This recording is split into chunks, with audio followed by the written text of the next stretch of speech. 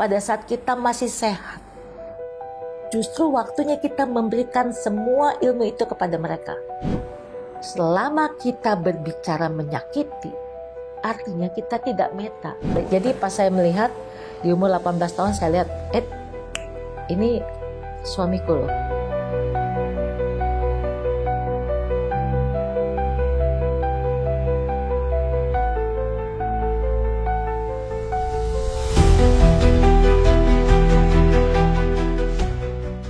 Halo semuanya, welcome back to PDR, Podcast Dharma Ratna. Di season baru, semangat baru, ini setnya juga baru hari ini bersama saya, William. Hari ini kita bakal ngobrol-ngobrol bareng, ngobrol-ngobrol seru nih mungkin buat sahabat-sahabat Dharma nih atau siapapun nih yang suka ngelihat podcast kita nih.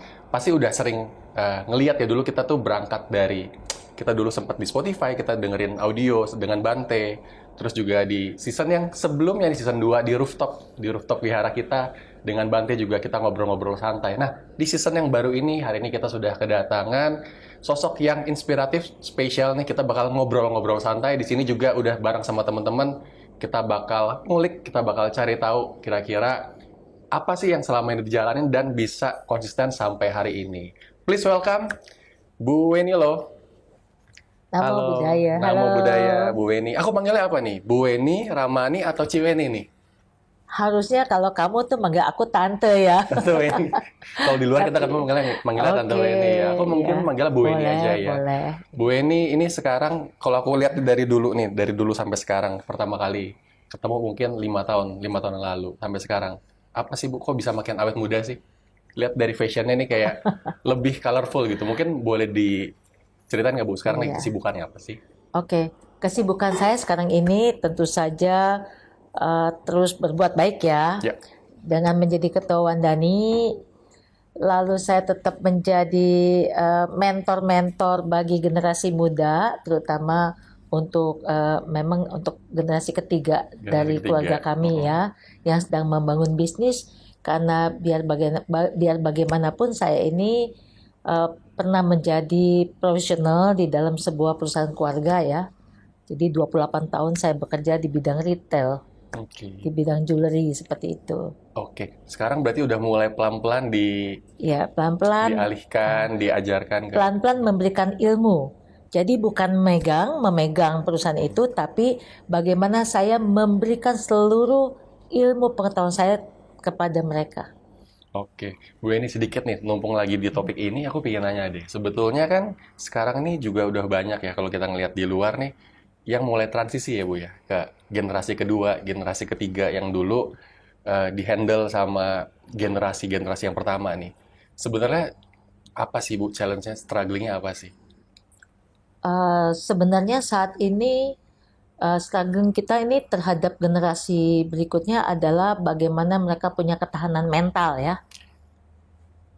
Memang kalau dibandingkan dulu dengan saat sekarang, dulu pada saat saya berusia yang sama ya, kita mengalami tekanan yang lebih hebat dibandingkan sekarang.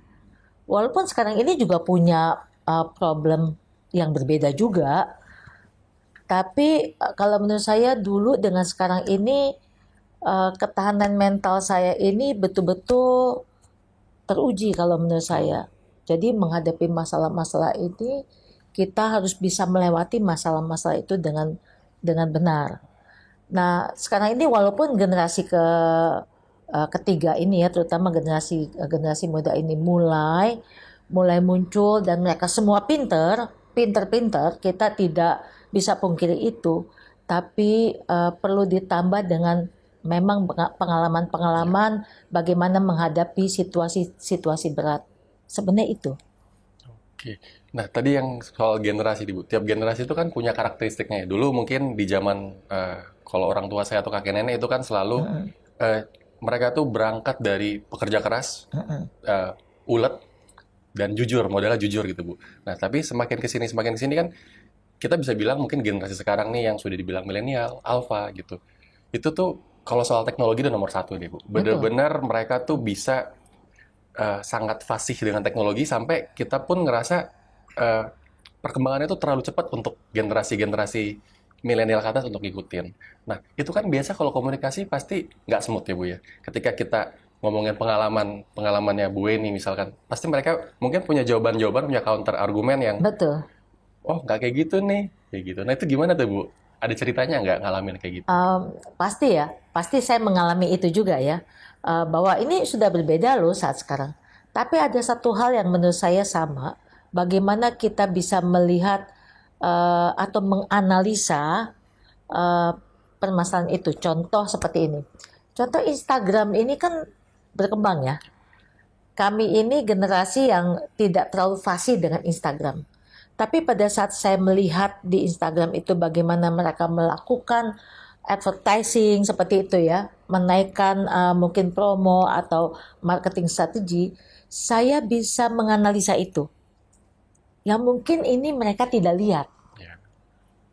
Nah, saya bertanya kepada generasi ketiga ini, kenapa ini dilakukan? Kenapa harus dilakukan? Karena kalau menurut saya ini tidak targeted. Contohnya adalah kalau Instagram ini kan banyak sekali menyeluruh ke seluruh dunia ya Global kita ya, Bu, bisa ya. bilang. Tapi mereka mau melakukan promosi di satu daerah. Misalnya Bekasi contoh. Nah, saya bertanya, kenapa harus dinaikkan di dalam Instagram? Karena kalau di daerah itu, hanya kalau kita lihat presentasinya di Bekasi mungkin sangat sedikit. Jadi buat apa? Toh tidak akan ada orang yang datang ke sana. Nah, sebenarnya eh, anak muda saat ini boleh dibilang memang pintar sekali, fasih sekali berbahasa teknologi seperti itu. Tapi perlu ditambah dengan analytical thinkingnya sih sebenarnya. Why-nya itu ya Bu, tanda Ah, tanyanya kenapa kenapanya. begini, kenapa begitu, betul. Nah, Bu Weni, ini aku pingin sedikit ngobrol lagi tentang bisnis nih. Bu Weni, memang background-nya tuh dulu apa sih kok bisa sampai berkecimpung di bisnis jewelry ya, terutama diamond kan? Itu memang background-nya apa itu, Bu? Oke, sebenarnya memang keluarga saya ini, papa mama saya itu punya toko emas di pasar, ya, di pasar Senen. Oke, Toko ya. emasnya kecil. Nah, berjalan waktu, memang di tahun 85 saya kuliah di kedokteran, di Fakultas Bu Kedokteran. Weni kedokteran dulu. Iya, di Oke. Fakultas Kedokteran. Lalu setahun kemudian, karena kakak saya, cici saya, koko saya itu sudah lulus dan sudah bekerja, memutuskan untuk membuka workshop jewelry. Dan karena saya satu-satunya yang tertinggal di Jakarta, karena dua orang kakak saya, cici saya dan koko saya di Australia, adik saya di Bandung, saya yang tertinggal, akhirnya saya Ikut terjebak, di situ ya. ikut di dalam bisnis ini. Bagaimana membangun, pertama kali membangun bisnis keluarga di bidang manufacture ya, seperti itu.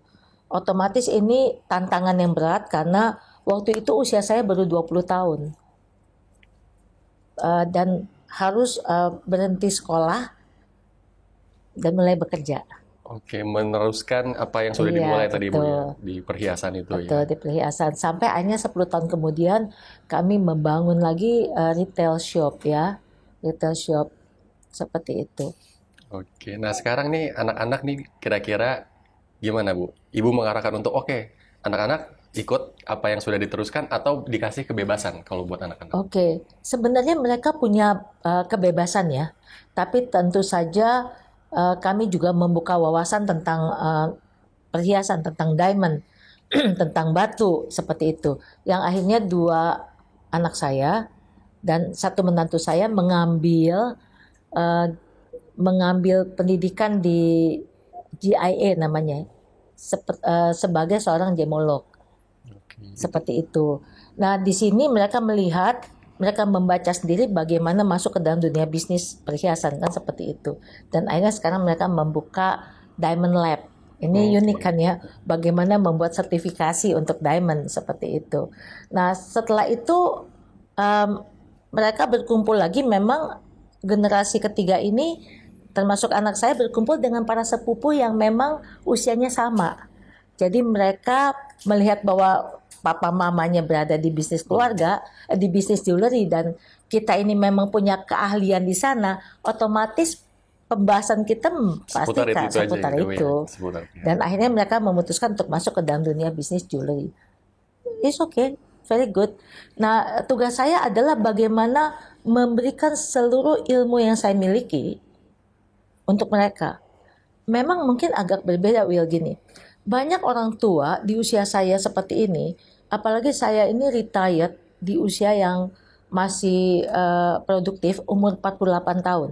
Saya berhenti, memutuskan. Waktu itu perusahaan keluarga sedang membangun beberapa brand. Saya berpikir tentang 3 fase kehidupan.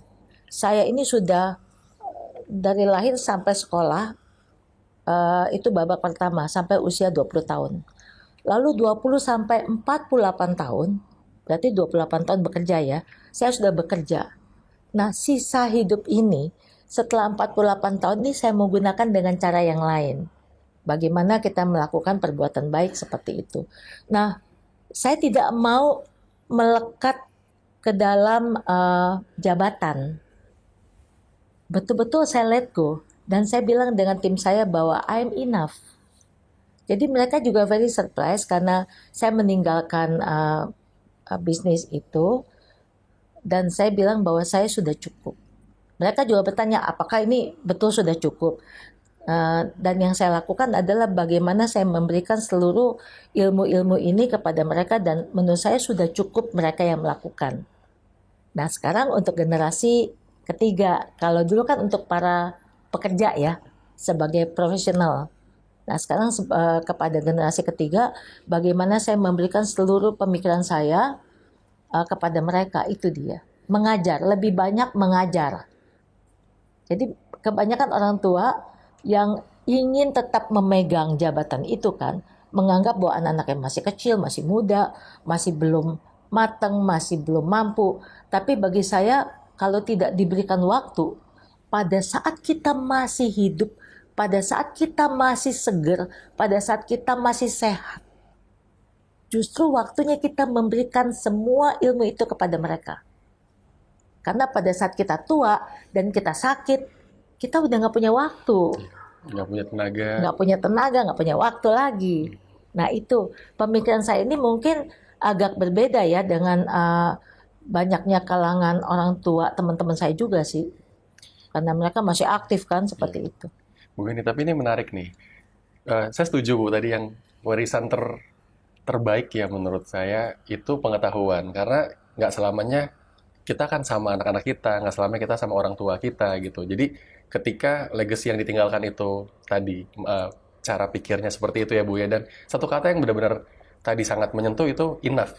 Kita tahu kita enough. Nah, Bu Eni, kalau di titik apa sih Bu Weni tuh merasa enough, dan di titik apa nih, di sini kan banyak teman-teman mungkin yang nonton nih yang masih muda atau yang mungkin juga sudah berkeluarga, punya anak gitu. Semua punya strugglingnya masing-masing ya, dan kayaknya untuk dapat satu kata enough itu kata yang abstrak gitu loh Bu. Sampai di titik apa sih bisa realize di momen itu saya enough? Iya, ini memang pertanyaan menarik ya, bahwa I'm enough itu betul-betul saya keluarkan kepada tim saya bahwa saya quit. Kenapa Ibu? Because I'm enough. Memang kalau dilihat bahwa apakah materi itu cukup, tergantung dari pemikiran kita sendiri sih.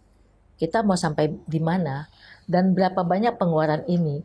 Dan saya sendiri termasuk mungkin perempuan yang nggak suka terlalu banyak belanja ini belanja itu ya, belanja yang konsumtif ya, karena bagi saya lebih baik semua itu diberikan kepada ya saya menggunakan dengan secukupnya, lalu selebihnya saya gunakan untuk kehidupan, apalagi untuk anak-anak ya, seperti itu. Bagaimana mereka nanti berproses, mereka nanti harus punya usaha, mereka nanti harus berkembang. Itu kan saya juga harus punya tabungan-tabungan yang baik untuk mereka. Nah ini yang lebih saya pikirkan dibandingkan saya punya banyak kelebihan uang tapi saya banyak mungkin expense-nya, biaya-biayanya yang digunakan untuk luxury life ya, seperti itu. Ini yang saya agak batasi sih. Oke. Nah tadi Bu Eni kan sudah punya prinsip lah ya. Tadi udah Ya, punya prinsip seperti itu kan. Yang dikejar itu bukan luxury-nya, bukan nominalnya kan. Tapi betul. koreksi Bu, kalau misalkan saya sering lihat di sosial media atau di kemana-mana, Ibu tuh sering kumpul keluarga, kemana-mana pergi sama Bapak. Bahkan hari ini podcast juga ada Bapak, thank you banget Ya, Bapak udah join nih. Jadi setiap kali ketemu Ibu pasti ada Bapak gitu, satu paket gitu. Kadang ada anak-anak juga, terus ngelihat waktu itu Ibu sempet naik gunung, rame-rame tuh. Nah Bu, boleh ceritain nggak sih, kok kegiatannya itu tuh benar-benar variatif banget gitu loh Bu. Terus apa sih sebetulnya eh, momen yang paling menurut Ibu ini tuh lebih mahal loh daripada nominal, daripada materi. betul-betul. Memang pada saat saya bekerja, itu 28 tahun bekerja ya, Will, boleh dibilang em, waktu, tenaga, pikiran itu tercurah kepada Habis pekerjaan betul-betul. ya. Apalagi di saat itu memang betul-betul juga sangat berat untuk membangun sebuah brand. Ya, seperti itu. Tentu saja waktu sangat terbuang. Nah, pada saat saya mulai memutuskan untuk berhenti resign, otomatis kenapa pertanyaan mereka, kenapa mau resign? Karena saya mau memberikan waktu saya untuk menjadi social worker yang kita sebut menjadi dhamma worker seperti itu ya. Bagaimana saya bisa kelilingan, bisa berbagi dhamma seperti itu. Tapi tentu saja di samping itu kita harus juga menjaga keluarga kita. Kan bagaimana kita menjaga keluarga? Menjaga keluarga itu tentu saja dengan saya mengajak suami saya juga untuk ikut mendengarkan saya juga berbagi. Karena apa penting? Pada saat suami saya mendengarkan saya berbagi, itu mengingatkan saya juga pada saat saya melakukan kesalahan, saya mesti malu. Kemarin saya baru berbagi nih. Sekarang kok melakukan kesalahan. Nah, dia adalah penjaga saya, guardian saya juga, penjaga saya untuk selalu ingat. Jadi pada saat mau marah ingat dulu, oh ya kemarin baru ngajak kan, baru Iya, iya. ngomong nih, jangan emosi, jangan marah. Nah seperti itu. Jadi itu bagian dari saya bagaimana menjaga diri dan juga menjaga keluarga saya. Nah untuk keluarga tentu saja kami ini berkumpul bareng di dalam pekerjaan. Hampir boleh dibilang setiap hari kita bertemu, kita juga sering makan bareng, kita sering berdiskusi bareng, seperti itu. Itu memang seringkali saya lakukan. Tapi yang saya lakukan adalah bagaimana tetap saya memberikan wawasan pandangan saya tentang apa yang saya lihat. Apakah ini benar atau ini salah.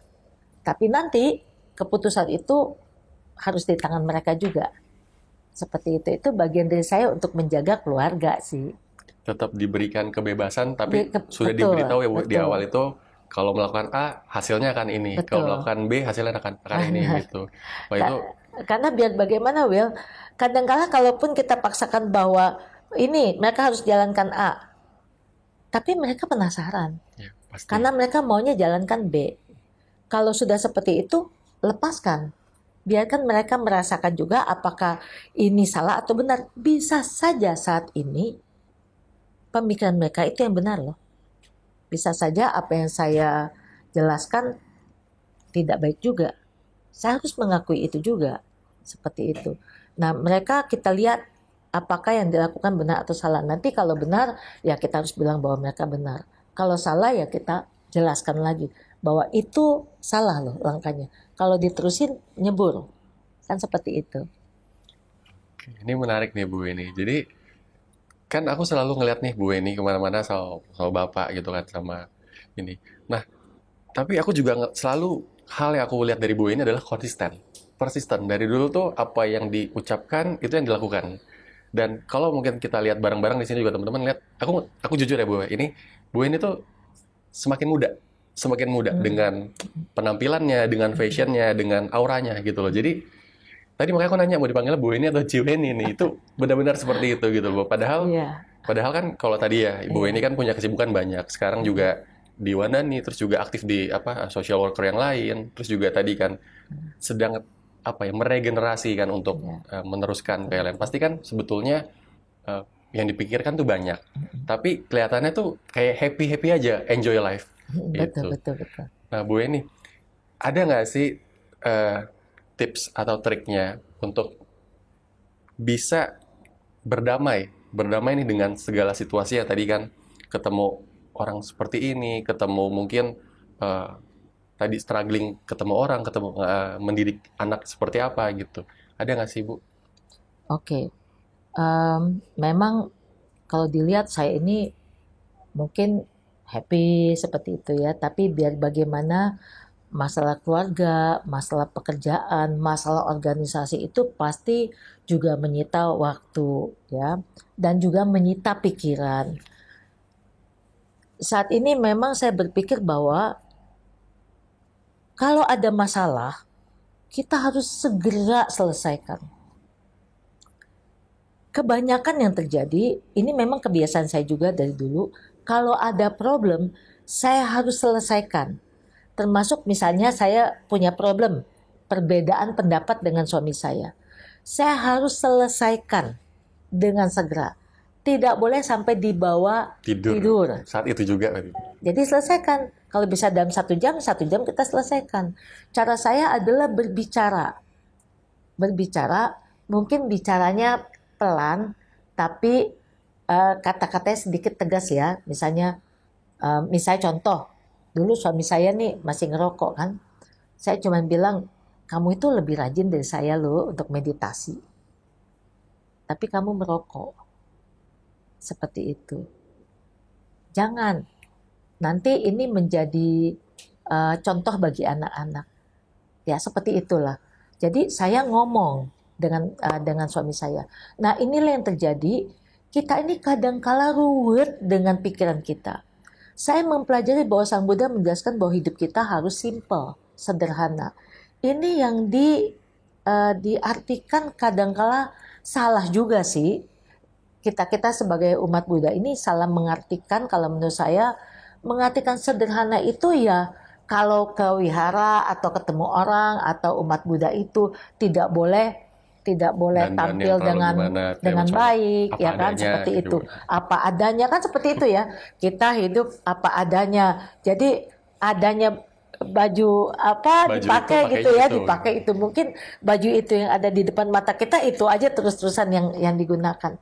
Nah, ini ternyata dulu dan sekarang itu memang betul pemahaman ini merubah pola saya. Saya pun juga dulu begitu.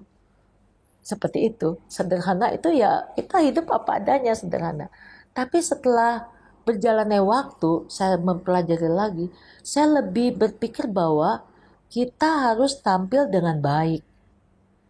Sehingga kita menghargai diri kita dan juga menghargai orang lain yang ada di hadapan kita. Satu itu. Kedua, sederhana itu adalah bagaimana kita menyederhanakan pikiran. Jadi setelah bertahun-tahun bekerja, saya melihat banyak sekali keruwetan pikiran. Ini kenapa ruwet sekali kamu? Ini kenapa ruwet sekali? Padahal kalau kita simplify our mind, itu ternyata dalam waktu 1 menit selesai. Solve. And then kita bisa melakukan banyak hal. Ini ini juga yang ditanyakan juga oleh keponakan-keponakan saya yang sekarang ini bersatu membangun sebuah bisnis. Mereka juga bertanya, kenapa sih kok bisa santai, bisa meeting di kafe, ya masih bisa pergi jalan-jalan kan, seperti itu, masih bisa berbuat baik. Termasuk keponakan saya juga bilang begitu, dan dia mau follow me. Saya cuma bilang begini, satu hal, jangan ruwet, ada masalah selesain. Jadi waktu yang tersisa itu masih banyak, kita masih bisa melakukan banyak hal, masih bisa ngopi-ngopi santai, masih bisa kita kumpul dengan keluarga, masih bisa bisnis. Boleh dibilang, Will, tante ya, ibu ini, saya ini bukan orang yang pintar secara akademis karena aku tidak kuliah apa-apa, tapi saya memang betul-betul kuliah dengan kehidupan ini. Cara saya belajar adalah memanggil orang-orang pintar di bidangnya dan saya ajak diskusi. Saya ajak ngobrol. Jadi mau ngopi di mana nih? Nah, itulah tempat saya untuk belajar. Ini mungkin yang saya ambil dan cepat sekali saya serap dan langsung praktekkan. Jadi nggak banyak teori, teorinya saya tangkap, saya praktekkan. Nanti kalau kurang lagi teorinya saya panggil lagi, saya ajak lagi minum kopi. Nah, seperti itu. Berarti kuncinya mau mendengar ya Bu. Tadi mau Ya, mendengar ya. betul. Pertama kali harus Betul. mendengar ya.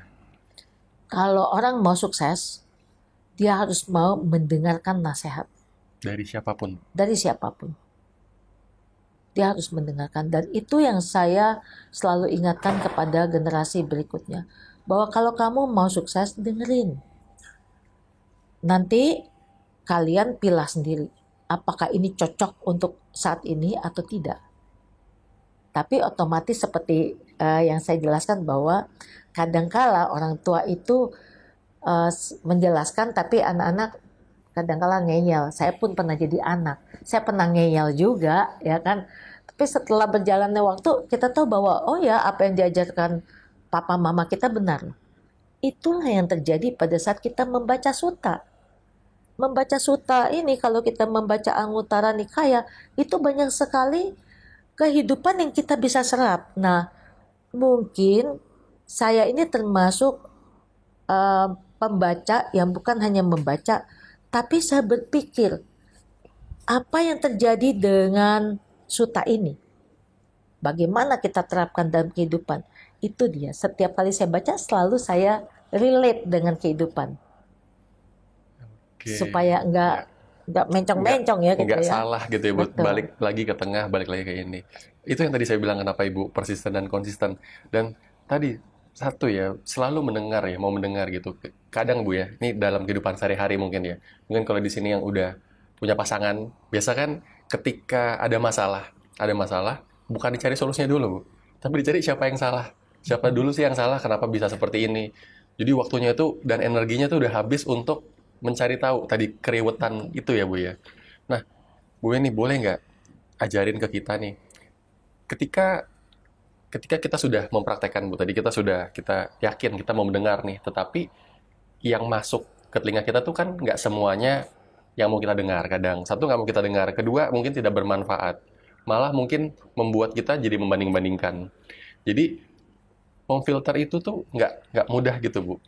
Perlu pemahaman yang benar, perlu juga punya circle yang tepat gitu. Nah kita nih, apalagi anak muda zaman sekarang ya Bu ya, terlalu banyak informasi yang masuk dari sosial media, dari kata teman, dari kata guru yang ini, dari kata sahabat yang ini gitu.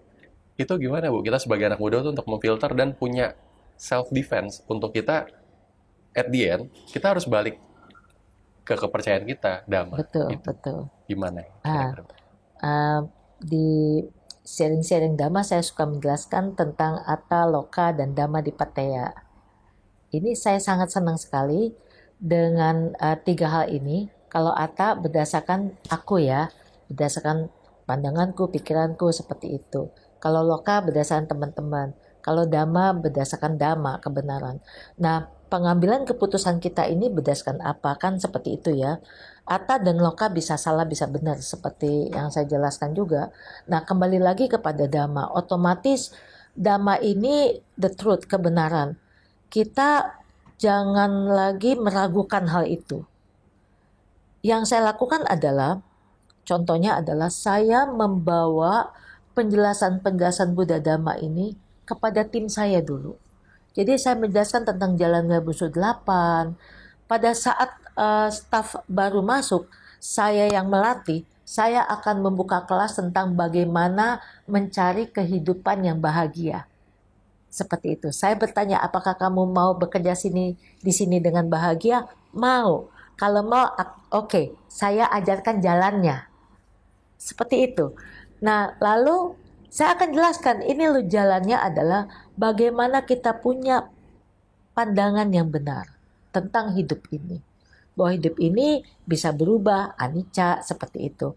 Karena kadangkala pertanyaan saya gini, apakah kamu sudah tahu tentang perubahan? Sudah. Apakah kamu bisa menerima perubahan? Menerima. Oke, saya merubah bahwa kenaikan gaji saat ini tidak 10%. Kenaikan gaji 0%. Marah dong. Oh, marah, saya tidak mau. Kok ibu berubahnya menjadi buruk? Kan begitu. Saya bilang bahwa perubahan itu bisa kondisinya baik, bisa kondisinya buruk. Apakah kita sudah ready, sudah siap? Nah, saya akan jelaskan step by step hingga saya menjelaskan tentang perhatian benar. Nah, perhatian benar ini menarik. Karena perhatian benar ini adalah bagaimana kita memperhatikan diri kita, memperhatikan pikiran, ucapan, perbuatan kita. Ini kita harus evaluasi. Every day kita harus evaluasi. Hari ini saya ngapain ya? Apakah benar atau salah? Nah, kenyataan di kehidupan kita ini adalah banyak sekali kita tidak melihat ke dalam diri. Yang kita lihat adalah keluar. Orang lain. Jadi pada saat meeting, mau meeting organisasi, mau meeting perusahaan, apa yang terjadi? Main salah-salahan. Ini di marketingnya salah, di salesnya salah, di finance-nya salah, seperti itu. Nah, kalau sudah terjadi keributan seperti ini, salah-salahan, akhirnya apa? Kita tidak pernah mengecek diri sendiri. Nah, ini yang terjadi, ceritanya lucu. Jadi tim sales saya dengan tim marketing ini terjadi keributan. Sudah beberapa hari. Akhirnya saya bertemu dengan mereka dan kita melakukan meeting bertiga. Saya tanya, marketing, kenapa programnya diambil oleh kompetitor? Jadi kita mau bekerja sama dengan pihak ketiga, tapi pihak ketiga ini memberikan kepada kompetitor. Jadi mereka ribut lah. Nah, apa yang terjadi? Saya tanya dengan marketing, kenapa sampai terjadi? Iya ibu, karena salesnya, sales department itu tidak cepat, tidak fast untuk merespon. Oke. Lalu saya tanya, gimana cara kamu berkomunikasi dengan ini? Saya bicara. Lalu setelah bicara ada deadline-nya? Ada. Kami berikan semua di dalam email. Deadline-nya kapan, kita harus memberikan jawaban seperti itu. Oke. Kamu sudah berikan ini kepada tim sales? Sudah. Pertanyaan saya, kamu follow up nggak? Oke, 1% nggak di follow. Nah, ini langsung dia diam.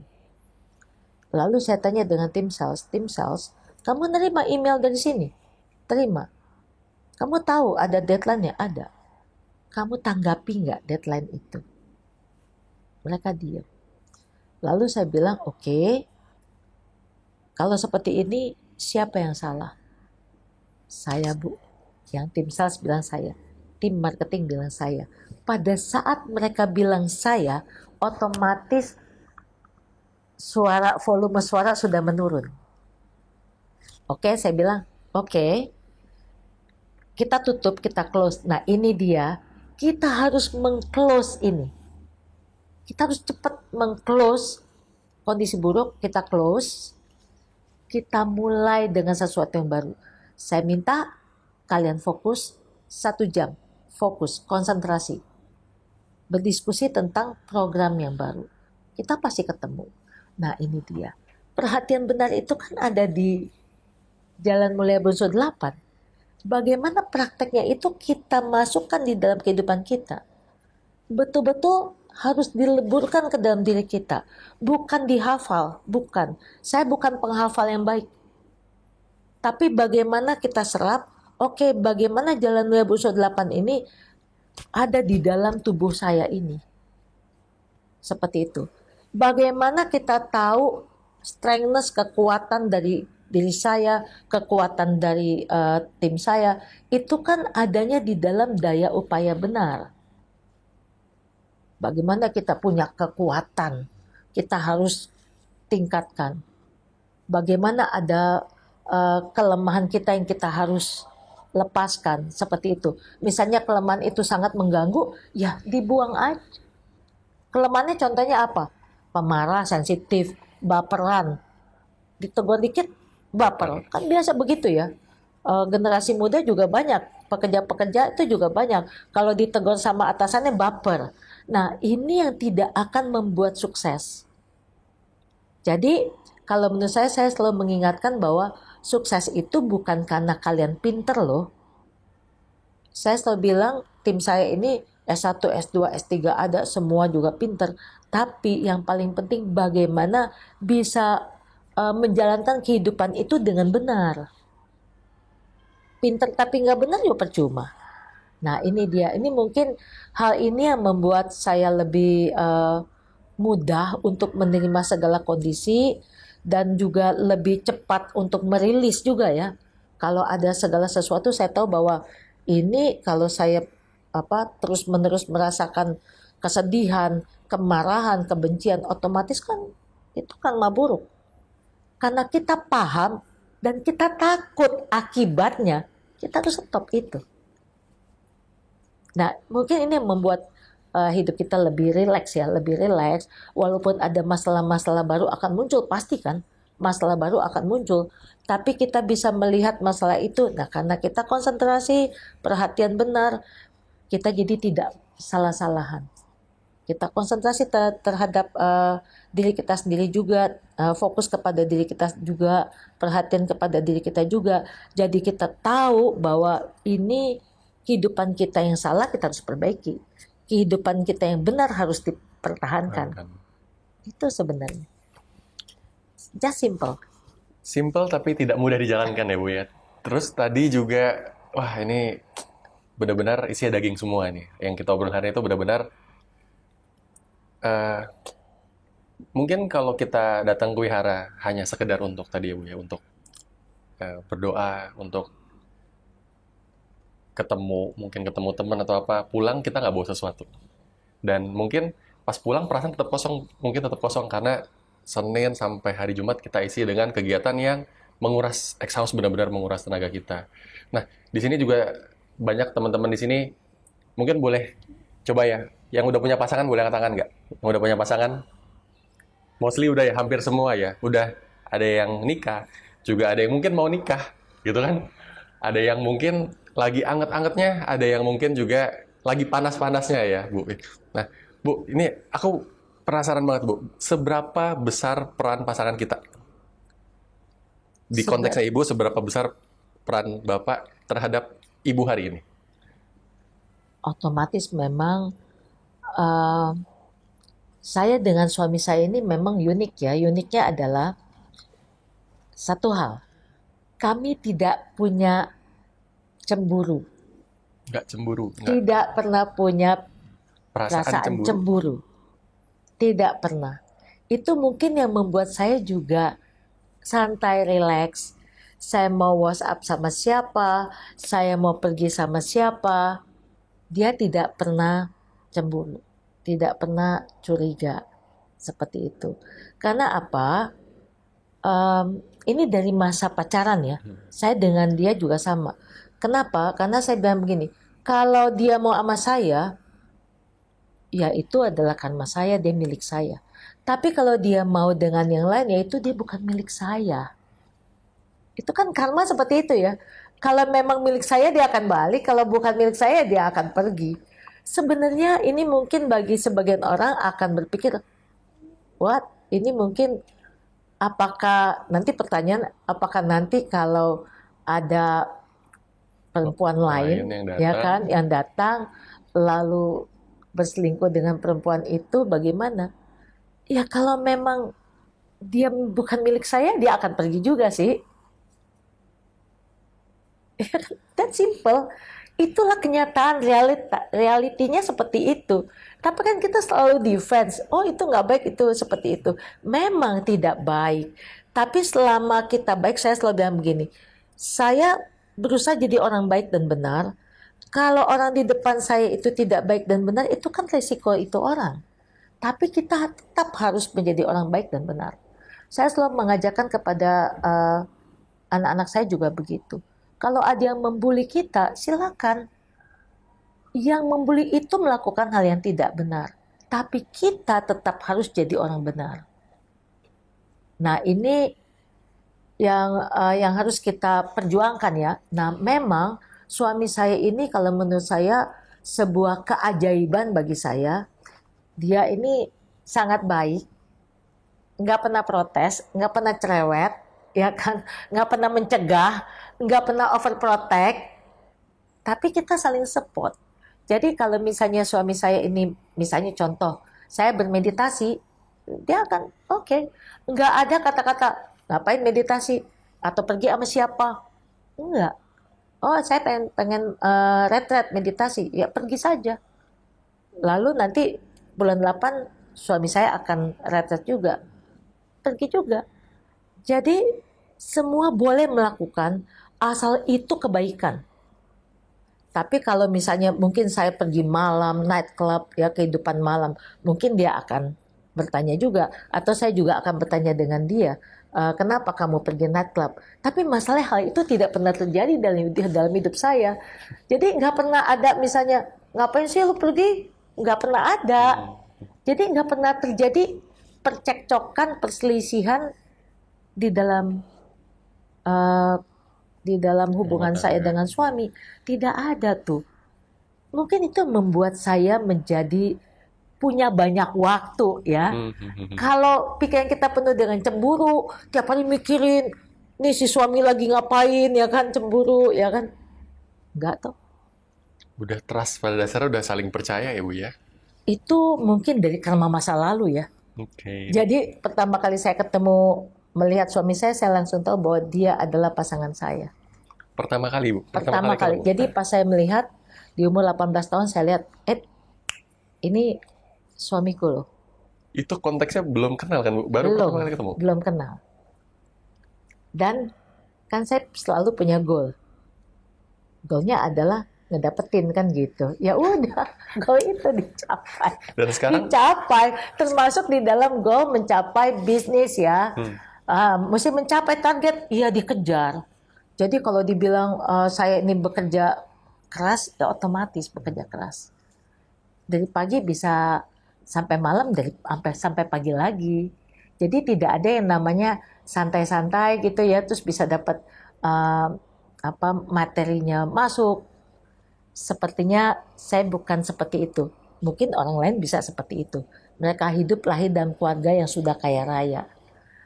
Tapi saya ada termasuk bekerja dan berjuang. Seperti itu. menarik ya. Kalau dengar cerita Bu ini kan tadi benar-benar semuanya tuh dicapai dengan proses, dengan Betul, proses. dengan kerja keras, dengan keyakinan, Betul. dengan jalan yang betul, jalan yang benar Betul. gitu Bu. Pertanyaan simpel Bu, ada capeknya nggak sih Bu? Pernah nggak sih ngerasa capek?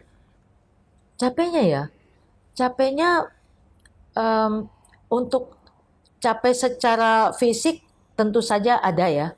Capek secara pikiran ada. Jadi waktu saya bekerja itu secara profesional ya, kalau saya sudah lelah fisik dan lelah pikiran, saya larinya ke retret meditasi. Keren. Tidak pernah, yuk kita capek, lelah, yuk kita jalan-jalan, hang out, ke misalnya pergi jalan-jalan ke Bali atau pergi jalan-jalan ke luar negeri. Tidak. Jalan-jalan itu adalah sesuatu yang sudah membuat saya bahagia. Tapi pada saat saya lelah, itu kan saya harus tahu diri. Ini saya udah kelelahan fisik dan kelelahan mental nih. Saya harus diem. Dan diem itu adanya di dalam retret meditasi.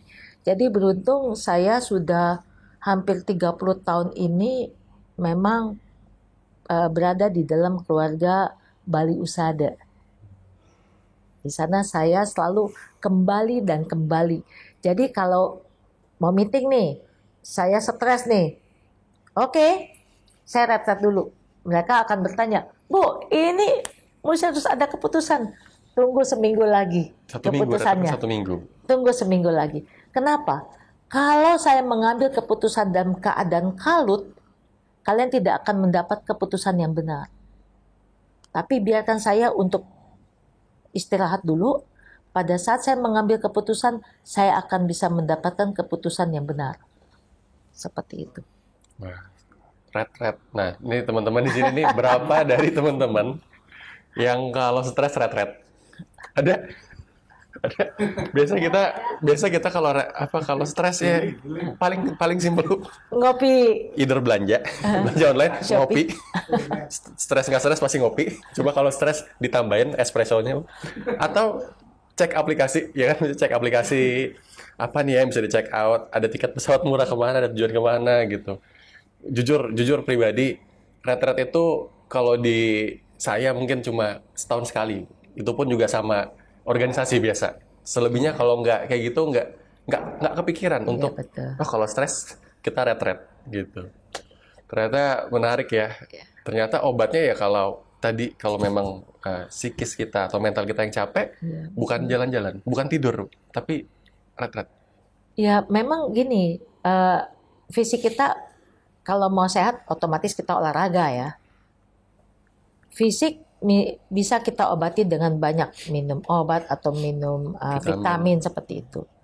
Tapi mental, pikiran ini yang tidak terlihat.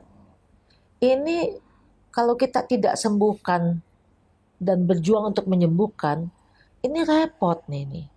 Inilah yang membuat keluarga jadi tidak bahagia gara-gara pikiran yang kacau. Kan itu yang terjadi. Kamu sudah punya istri kan? Nah, pikiran harus dibenerin dulu. Kalau pikirannya kacau, bagaimana kita mau happy life dengan keluarga kita? Nah ini. Jadi saya lebih berpikir bahwa pikiran sehat, fisik sehat ini pasti sempurna. Tapi fisik pasti sakit. Pikiran kita harus kita kuatkan. Walaupun hal ini kadangkala ke kondisi buruk itu, kondisi dari luar ini atau kondisi dari dalam saya juga juga keluarnya adalah kondisi buruk. Kesedihan muncul, kemarahan muncul, ada, bukan tidak ada. Tapi bagaimana kalau kita sudah menyadari ini, kita harus cepat-cepat memperbaiki. Beruntung kalau kita sadar kan. Beruntung. Yang takutnya adalah kita nggak sadar, sampai akhirnya bablas. sadar. Kan begitu. Kadang-kadang kita ngerasa kita punya waktu, nanti deh hidup sehatnya, nanti deh kumpul sama keluarganya, Iya, nanti deh sekarang lagi sibuk kerja, benar. Sabtu Minggu udah capek, nanti deh ke wiharanya. Kadang-kadang kita ngerasa kita masih punya waktu untuk fulfill yang lain gitu. Betul. Nih di sini teman-teman ada yang mau nanya mungkin yang punya problem yang sama atau mungkin juga yang masih susah nih untuk bisa konsisten. Kalau lagi marah sama pasangan tadi, kamu yang salah nih, enggak. Atau di pekerjaan juga pasti kan sering ya di ngalamin beda divisi pasti kan ada salah-salahan. Mungkin teman-teman yang di sini mau nanya, nggak silakan suaranya. Bu, selamat siang hari. Selamat siang. Bu mau nanya sedikit, mungkin ini pembahasannya lebih ke kita sebagai anak muda yang menjalankan kehidupan di usia kita yang sedang sibuk bekerja. Sebenarnya ada tipsnya ya Bu untuk mempraktikkan dhamma tuh dalam kehidupan kita menjadi pekerja dan menjalani hidup sebagai anak muda yang mungkin ada mencari pasangan atau meniti karir seperti itu. Dan kita kan sering lihat banyak masalah-masalah nih yang kita alamin sebagai anak muda dalam menjalani kehidupan ini. Jadi mungkin tipsnya untuk mempraktikkan dhamma untuk menghadapi kehidupan kita pada saat usia muda nih. Berarti lagi struggling di pekerjaan nih. Thank you pertanyaannya. Lagi struggling nih, Bu. Betul, Gimana betul. nih? Saya pernah di usia kamu juga ya. Pasti. Sekarang ini saya sudah 59 tahun ya. Jadi tahun depan sudah masuk ke angka 6. Sebenarnya begini. Kita bekerja dari Senin sampai Jumat. Biasanya Sabtu ini hangout. Minggu ke rumah ibadah. Pernah satu ketika ada manajer saya, ada 2 manajer fighting. Gara-gara hal yang sangat sepele. Saya datang, saya ngobrol, saya jelasin, jangan ribut, jangan konflik seperti itu. Ini merugikan bla bla bla. Tapi ternyata tidak mempan. 3 jam saya mendengarkan mereka fighting dan tidak berhasil. Terakhir saya menggunakan cara seperti ini. Apakah kamu ke rumah ibadah? Iya. Apakah kamu ke rumah ibadah? Iya. Apa yang diajarkan di dalam rumah ibadah? Cinta kasih. Sama ya, kita juga cinta kasih. Saya tidak percaya kamu berbohong kalau kamu pergi ke rumah ibadah. Mereka bilang, enggak kok. Saya ke rumah ibadah. Betul kamu ke rumah ibadah? Kamu ngomong yang jujur sama saya. Betul Bu. Kami ke rumah ibadah. Apa yang diajarkan? Cinta kasih. Oke, saya percaya. Tapi pertanyaan saya, cinta kasih yang kamu pelajari itu hanya ada di dalam rumah ibadah. 1 jam, 2 jam kamu datang ke rumah ibadah. Maksimal 2 jam. Selebihnya cinta kasihnya ditaruh di mana? Pertanyaan saya itu. Oke? Kalian silakan berkelahi, ribut, marah, silakan. Saya mau pergi makan. Oke? Saya tinggalkan 2 orang manajer saya. Lalu saya pergi makan, saya bilang sama mereka berdua, kalau kamu sudah ada jawabannya, please kamu ke tempat saya. Kita makan bareng. Tidak berapa lama, datang ke tempat saya. Bu, kamu sudah beres? Iya Bu, kami sudah beres. Gimana? Oke, kita semua sudah oke. Duduk, saya tidak bahas lagi kejadian tadi. Saya tidak bahas. Saya mulai membahas pekerjaan berikutnya. Saya tidak mau mengulang lagi hal yang menurut saya tidak ada gunanya.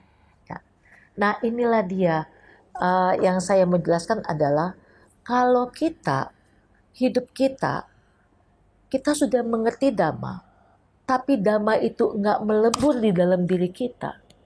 Akhirnya kita hanya datang ke rumah ibadah hanya sebagai sebuah kewajiban saja. Tapi dia tidak masuk. Sehingga pada saat kita bekerja, kita banyak sekali melakukan kesalahan-kesalahan. Kesalahan-kesalahan inilah yang akhirnya merugikan hidup kita. Tadi di dalam sharing Dhamma saya juga jelaskan bahwa banyak loh generasi-generasi muda sekarang ini tidak mengerti esensi kebaikan dan kebenaran. Mereka menganggap bahwa melakukan fraud itu benar. Melakukan fraud itu bukan cuma sekali, bisa berkali-kali dan berkali-kali.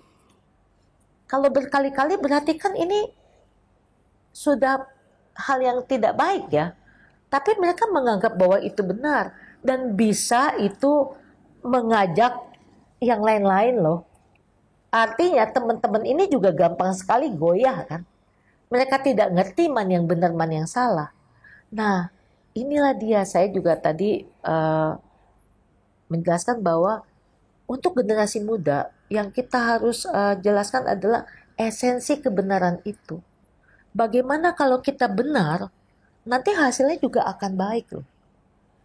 Pada saat saya masih muda, saya tidak seperti generasi muda sekarang ini yang banyak penceramah, banyak guru, banyak mentor. Saya harus berjuang sendiri, membaca buku, mempelajari apa yang membuat saya akan bahagia. Ini yang saya baca buku. Dan akhirnya keluarlah itu. Jalan berunsur 8. Contoh yang paling gampang nih saya jelaskan. Jalan berunsur 8 ini saya baca. Kalau saya benar-benar, ujungnya saya akan bahagia. Ini kan roadmap ya. Peta perjalanan kehidupan kita. Kalau saya sampai melenceng, berarti saya melenceng jalan saya. Ini seperti Google Map sekarang ya kan. Suka nyasar ya kan. Nah, saya bilang hati-hati nih. Jangan sampai mengikuti Google Map juga kan main ikut aja kan. Ternyata di ujung sana jalanannya mandek kan begitu.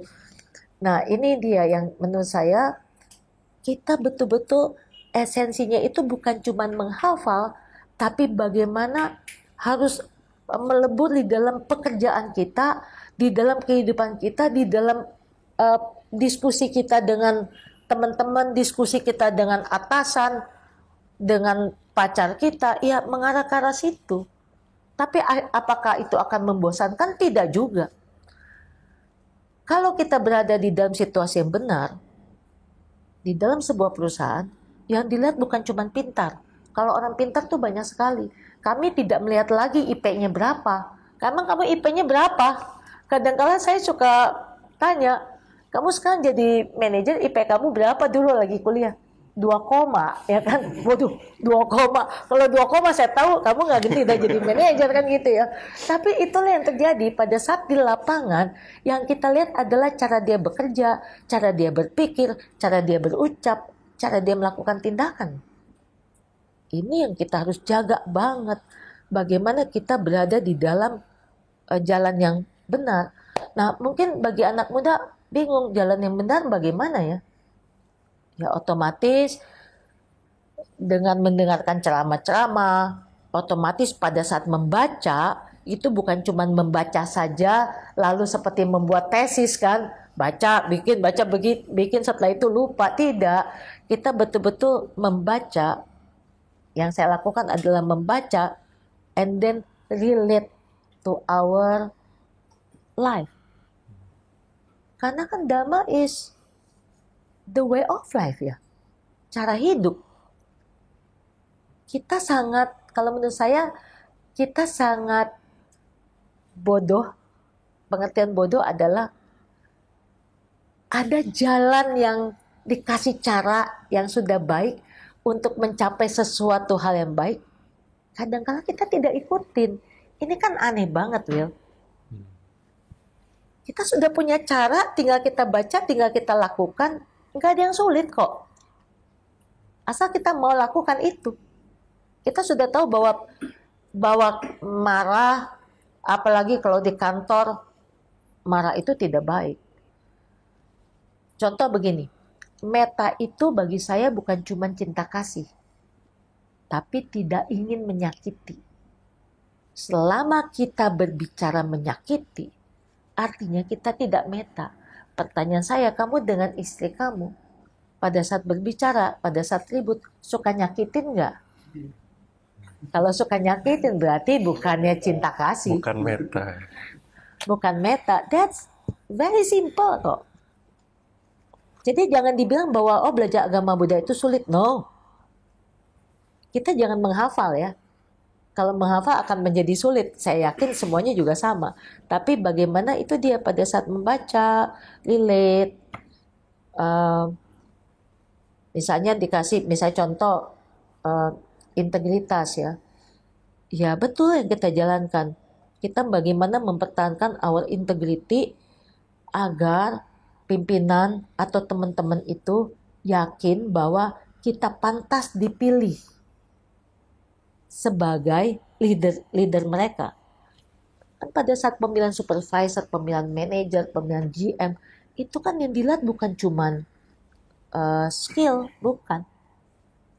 Kembali lagi, bagaimana kamu mengambil keputusan. Keputusan bagaimana? Leadership-nya, Ya, decision making-nya. betul.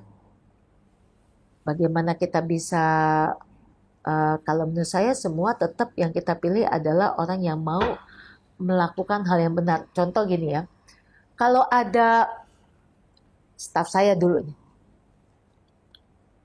yang suka night life, saya pasti tidak angkat dia menjadi pimpinan.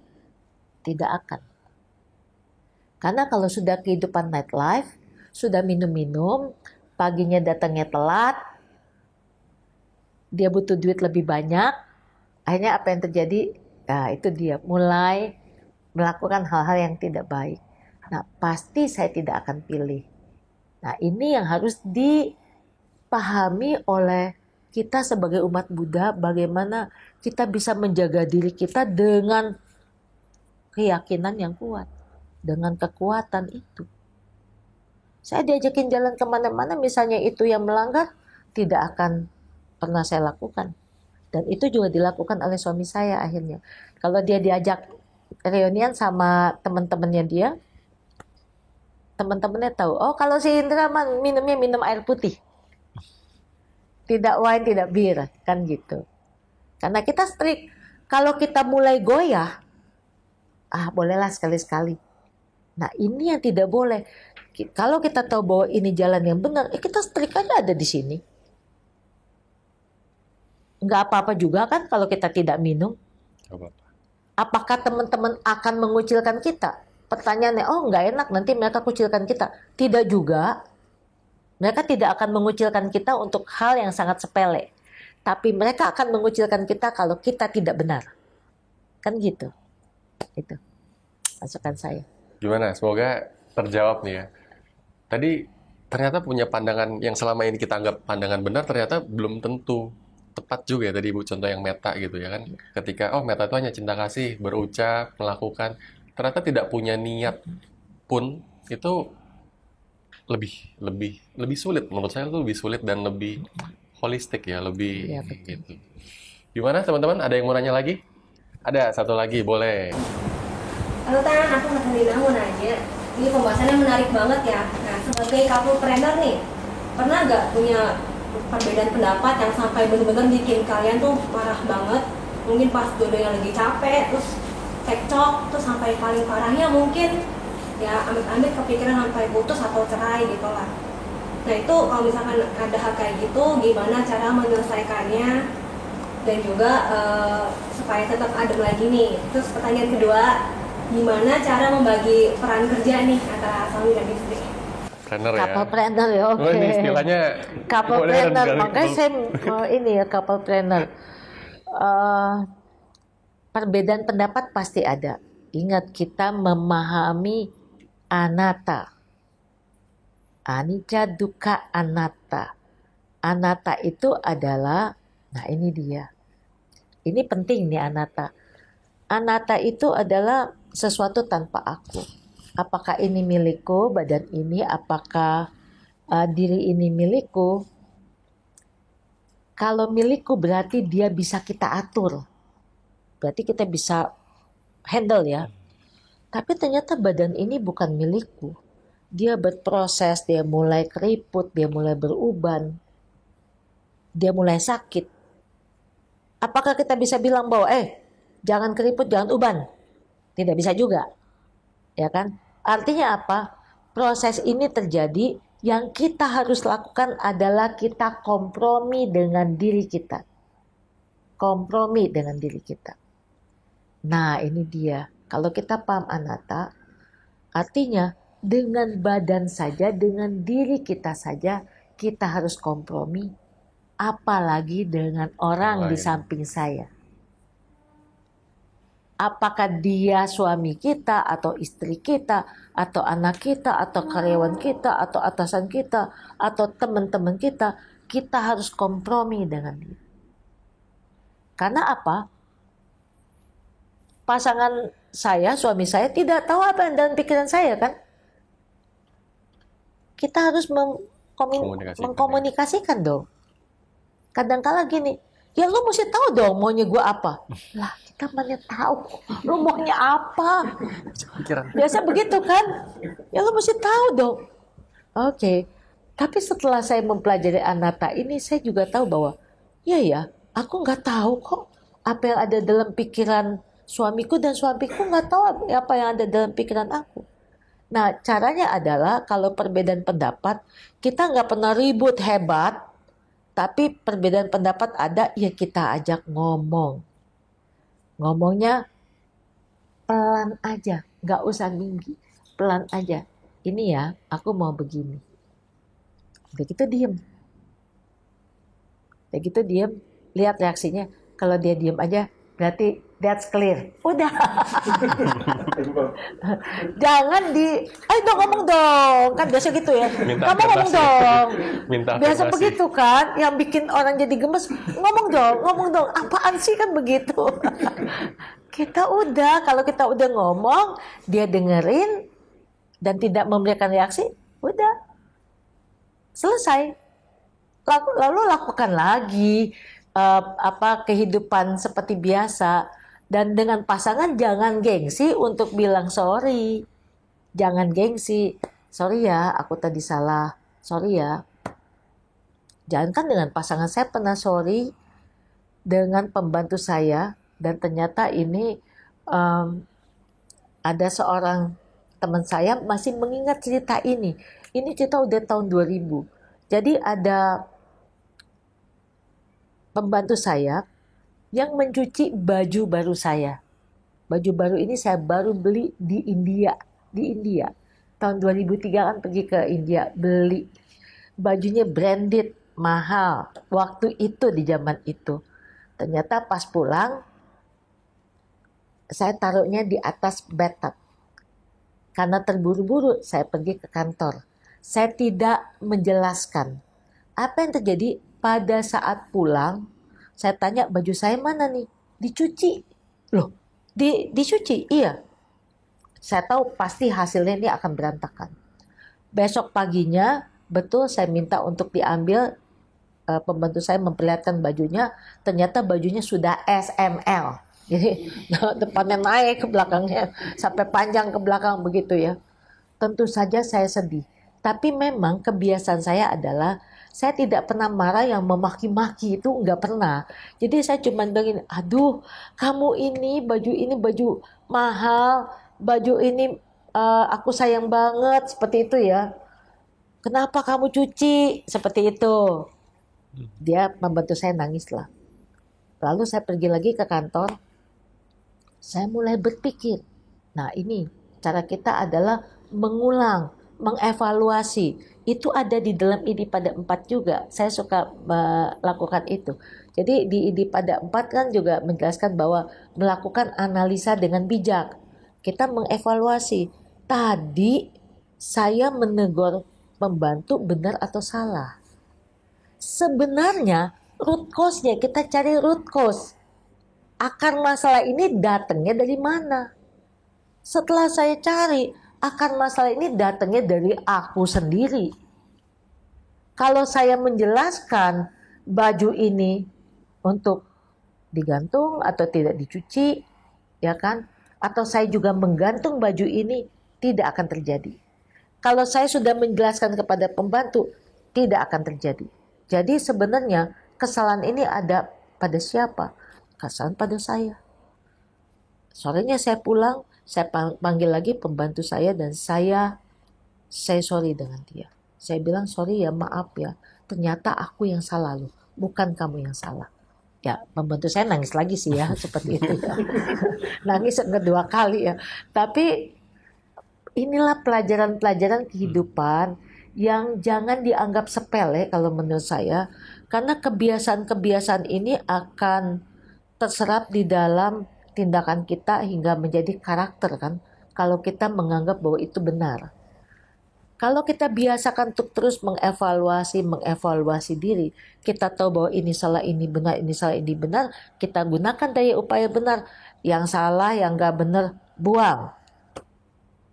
Gimana cara buangnya? Ya kalau aku nih dikit-dikit marah, dikit-dikit baperan, dan itu akan mengganggu kehidupan kita, kita harus cepat buang. Caranya bagaimana? Bikin strategi. Caranya adalah kalau ada sesuatu yang gak enak, saya diam dulu aja deh. Nah, tipe saya begitu sebenarnya. Jadi kalau ada sesuatu yang tidak baik, saya akan diam dulu. Saya tidak akan menanggapi dulu. Setelah selesai, baru saya mulai berpikir, saya harus menjawab bagaimana. Nah, ini mungkin bagian dari metode kita untuk memperbaiki hidup kita ya. Seperti itu. Jadi tadi dicari dulu akar masalahnya, Bu. Fokus akar masalah, dan seandainya kesalahan ada pada kita, jangan malu, jangan gengsi untuk minta maaf ke siapapun. Dan gitu. Kita harus benar-benar jujur. Jujur itu bukan cuma sama orang di depan kita, tapi jujur terhadap diri kita. Oh, ini aku yang salah kok. Oh, ini aku benar atau salah, bilang saja. Nah, ini yang sangat penting ya kalau menurut saya untuk kita sebagai umat Buddha, ya the way of life. Enak kok kalau kita jalanin ini kemanapun kita berada, walaupun mungkin terpaan-terpaan datang dari luar. Ya kembali lagi, yang datang dari luar itu kan bagian dari karma kita juga ya. Saya juga pernah mengalami bullying, ya kan? Tapi it's okay. Itu memang bagian dari kehidupan saya kok. Tinggal bagaimana kita rilis pada saat menerima bullying, walaupun tentu saja di dalam alam pikiran bawah sadar kita ini bisa saja belum tentu hilang ya. Saya pernah mengalami kejadian hebat, nih sedikit saya jelaskan. Pernah mengalami hebat sekali.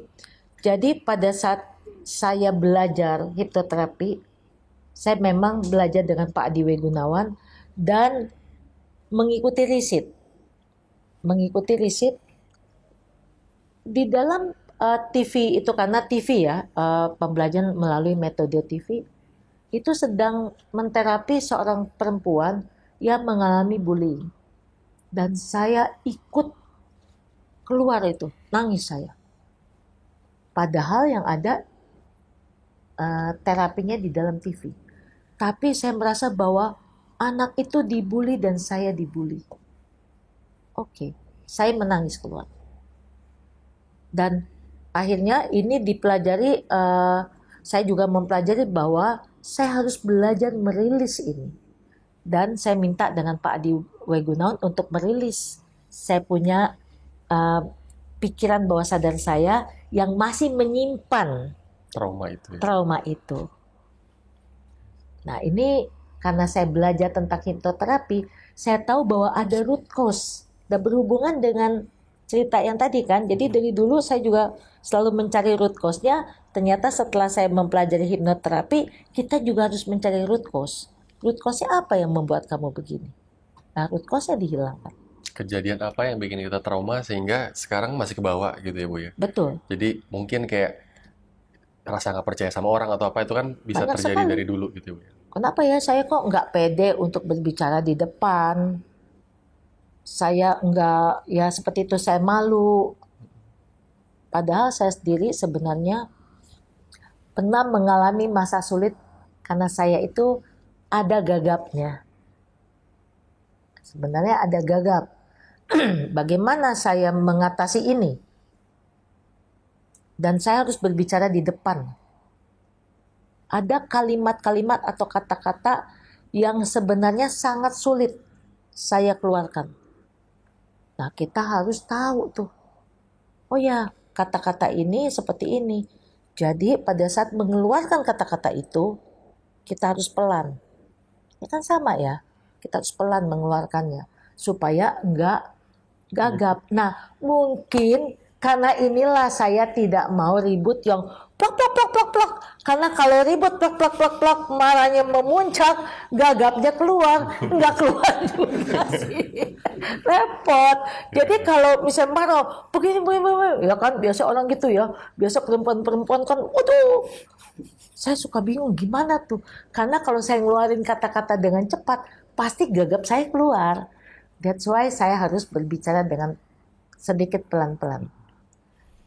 Kita tahu root cause-nya apa. Iya, tadi dan disadari ya Bu, setiap Disadari. kali melakukan apapun tadi kalau Bu ini diam, realize dulu apa yang Betul. sebenarnya terjadi. Oke, jadi tadi ya mungkin ya diambil moment of silence-nya juga tuh sambil nggak harus saat itu juga, detik itu juga diselesaikan gitu ya, dikeluarkan, tapi dicari dulu tadi ya. Dan kalau seandainya root cause udah ketemu, ujung-ujungnya minta maaf itu hal yang melegakan. Bukan karena kita salah, bukan karena dia yang benar atau sebaliknya, tapi karena kita deserve peace ya Bu ya. Betul. Kita mau plong, nggak mau ada perasaan gak enak. Semoga terjawab. Pertanyaan kedua apa ya? Pembagian peran kerja. Oh, pembagian peran kerja. Pembagian peran kerja begini. Ada saatnya saya itu sangat busy, sangat sibuk sekali. Saya bilang kalau saya sangat sibuk sekali, kamu jangan sibuk. Jadi ya kalau kamu sibuk, saya sibuk, anak-anak terbengkalai. Jadi kalau saya sibuk, suami saya harus stay di rumah dekat dengan anak-anak, seperti itu.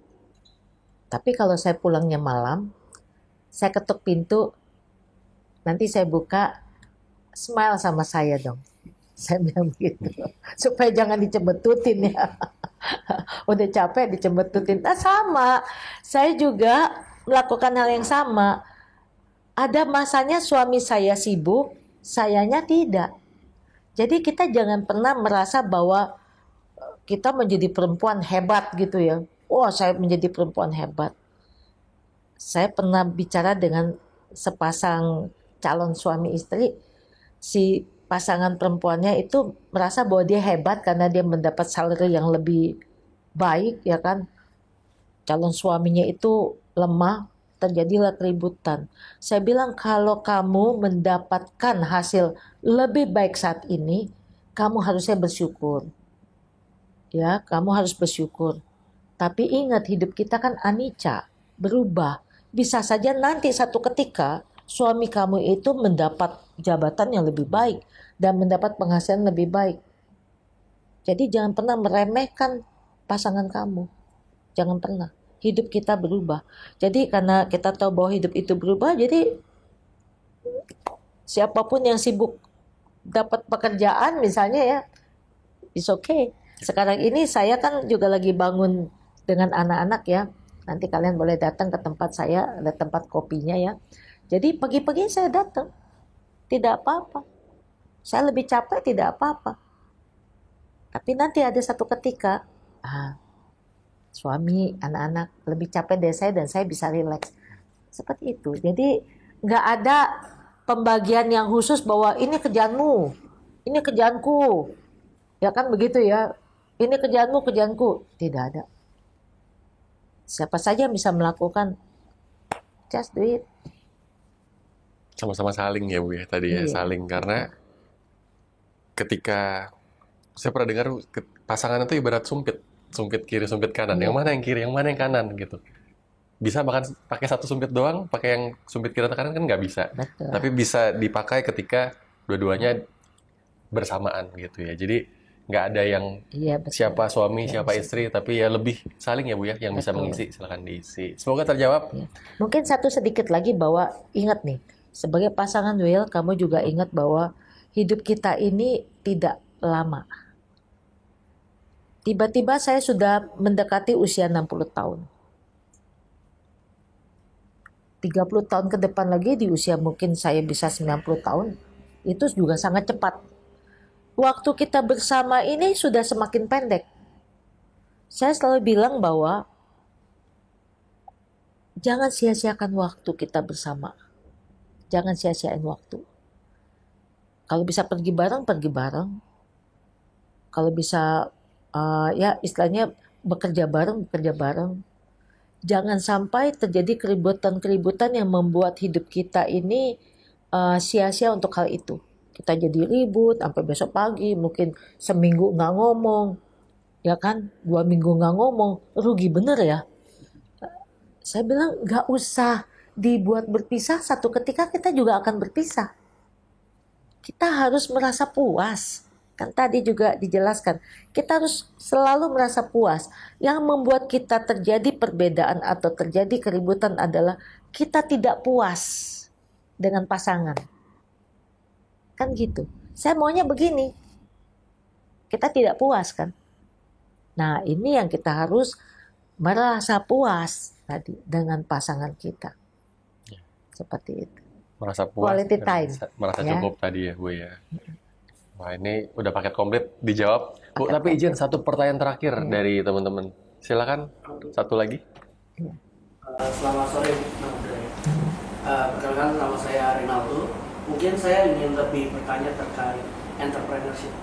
Jadi mungkin kan selama Ibu 28 tahun ini memimpin ya, pastikan ada prinsip hidup dan nilai-nilai Buddhisme yang Ibu pegang selama 28 tahun ini. Nah, bagaimana sih prinsip dan nilai-nilai Buddhisme ini dapat ditransfer kepada tim sehingga kita sebagai pimpinan dan tim itu punya nilai dan semangat yang sama sehingga perusahaan ini bisa berkembang lebih cepat dan lebih maju lagi. Terima kasih. Iya betul. Bagaimana ya, otomatis memang yang pertama transfer dulu kita punya pemikiran, kita punya pikiran seperti tadi. Kita mau mereka menjadi apa? Menjadi orang baik dan benar itu bagaimana? Yang saya jelaskan adalah saya menjelaskan tentang Jalan Mulia Bungsu 8. Itu salah satu ya, itu salah satunya. Masih banyak yang lain. Tapi salah satunya adalah saya menjelaskan pikiran saya kepada mereka. Lalu saya minta kepada mereka adalah kalian bersama saya, itu saya ingin sekali kalian berada di jalan yang benar. Kita jelaskan lagi. Istilahnya kita memberikan tekanan lagi. Bahwa kamu berada di dalam perusahaan ini, kamu adalah orang yang tepat berada dalam perusahaan ini, Karena saya akan mengajak kalian bekerja bersama-sama dengan situasi yang baik dan benar. Seperti itu. Ya tentu saja, kembali lagi, betul Will, kalau misalnya kita mau tim kita itu benar, kita juga harus konsisten. Kalau bilang tidak, ya tidak. Kalau bilang ya lanjut, ya lanjut, seperti itu ya. Kita harus konsisten. Kalau ada sesuatu yang salah, mereka harus resign secara SOP, ya mereka harus resign. Jadi saya selalu membuat sistem di mana saya nggak perlu marah, tapi sistem itu yang berjalan. Jadi kekuatan saya waktu itu memang adalah membangun tim.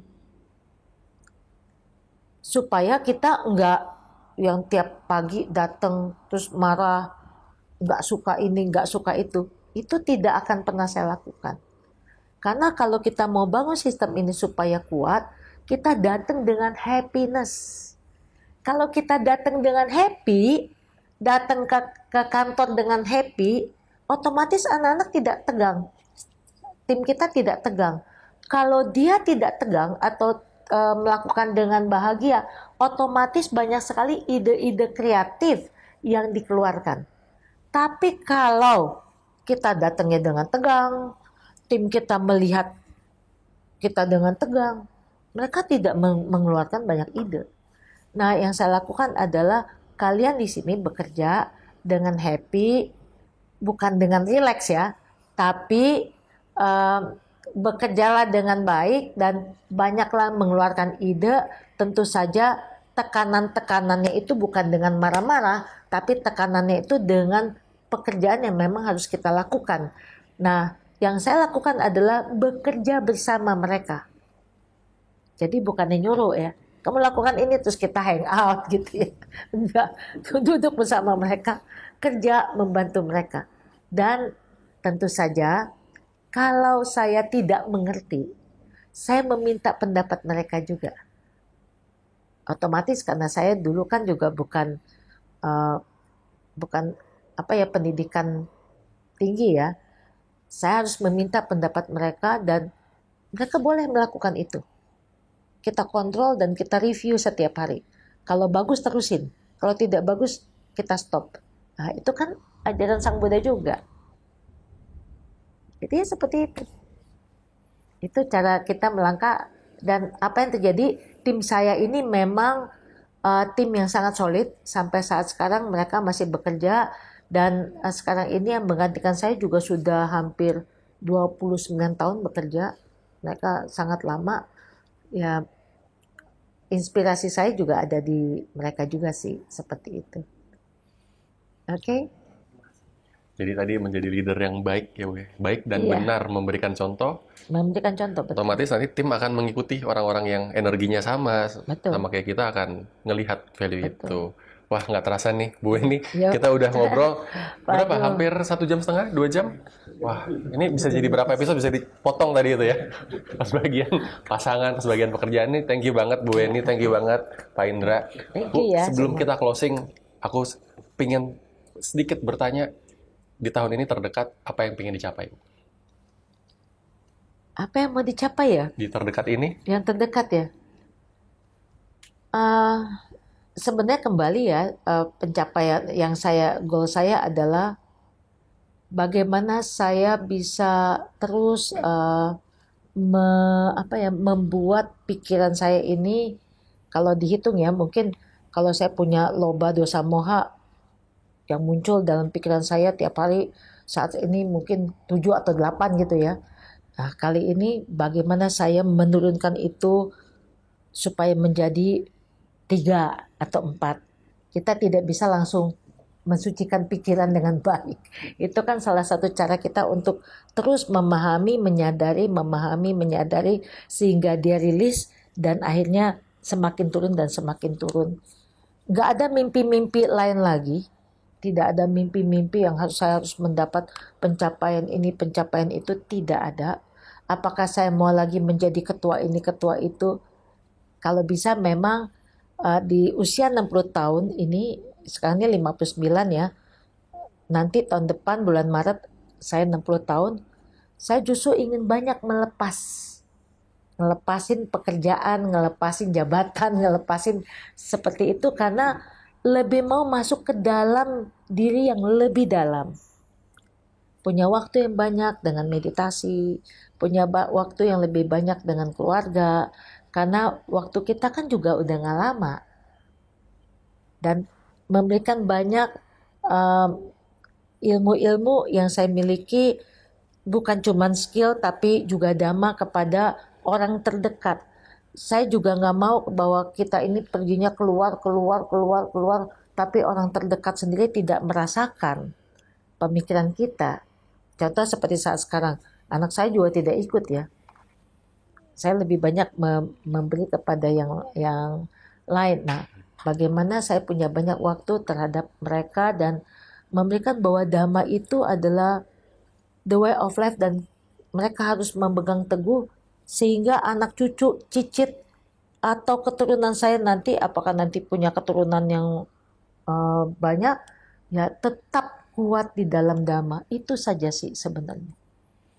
Oke, jadi seperti itu. Tadi untuk yang duniawi mungkin udah nggak ke arah situ, tapi tadi malah lebih deeper, Iya, lebih lihat deep. ke dalam, Betul. ke dalam diri sendiri. Lalu juga tadi kalau dari ngobrol sama Bu ini, satu sih kalau saya lihat dari Ibu bukan bangga beragama Buddha, tapi bahagia beragama Buddha. Itu yang dipraktekkan di segala aspek kehidupan, itu yang dipancarkan, dan itu yang orang-orang sekitar ngerasain. Dan akhirnya ya mungkin yang teman-teman lihat di sini bukan hanya di hasil akhir, tapi yang perlu kita lihat adalah prosesnya.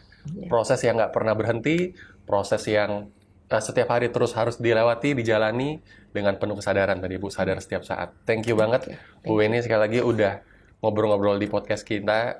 Semoga teman-teman di sini yang mendengarkan bisa sedikit tercerahkan, banyak terinspirasi dan juga bisa sukses dalam hubungan karir, asmara, dan juga terus rajin-rajin ke wihara, bertemu, berbuat baik, dan juga ketika sudah keluar dari wihara dipraktekkan. Karena tadi ya Bu ya, sebetulnya ujian adalah di Senin sampai Sabtu, di saat kita bekerja, di saat kita ketemu pasangan kita, di saat kita ketemu keluarga kita. Di hari Minggu kita refresh, kita reset, ya, kita rilis, kita praktekkan lagi di hari biasa. Thank you banget yang udah nonton. Jangan lupa subscribe dan like video ini, dan bagikan ke orang-orang lain yang membutuhkan. Please share, follow, and subscribe. See you in next video. Bye-bye.